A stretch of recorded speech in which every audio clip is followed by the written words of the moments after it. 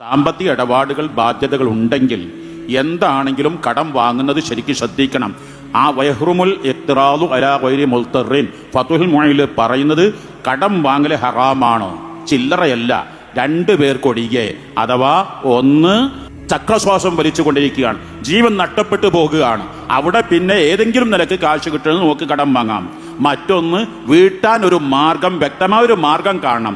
ഞാൻ ഈ ഒരു മാസം ജോലി ചെയ്തിട്ടുണ്ട്, എനിക്ക് 30,000 രൂപ ശമ്പളമാണ്, 20 ദിവസത്തെ ജോലി ചെയ്താൽ എനിക്കതിൽ 20,000 രൂപ എനിക്കുണ്ട്. 30,000 അപ്പോഴും എനിക്ക് വാങ്ങാൻ പറ്റില്ല, ഞാൻ 20 ദിവസമേ ജോലി ചെയ്തിട്ടുള്ളൂ. അപ്പോൾ അവിടെ 20,000-നെ ഞാൻ അവകാശിയായിട്ടുള്ളൂ. അപ്പം വീട്ടാൻ മാർഗം കാണാതെ ഇന്ന് സാമ്പത്തിക ഇടപാട് വല്ലാതെ കൂടി കടം വാങ്ങുക, അത് വീട്ടാതിരിക്കുക.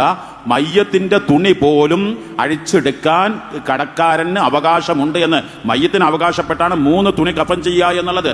എന്നാൽ ഞാൻ ആർക്കെങ്കിലും കടം വാങ്ങിക്കണം, എൻ്റെ മയ്യത്ത് പള്ളി കിടക്കുമ്പോൾ അല്ല മയ്യത്തിട്ടിൽ 2 തുണി അവിടെ നിന്ന് അയച്ചു കൊണ്ടുപോകാൻ, അപ്പം അത്രത്തോളം ബാധ്യതയുള്ളതാണ്. കടക്കാരൻ്റെ പേരിൽ മയ്യത്ത് പോലും നിസ്കരിക്കാൻ അഷ്റഫുൽ ഖൽഖ് സ്വലാസങ്ങൾ കടം വീട്ടാതെ തയ്യാറായിട്ടില്ല.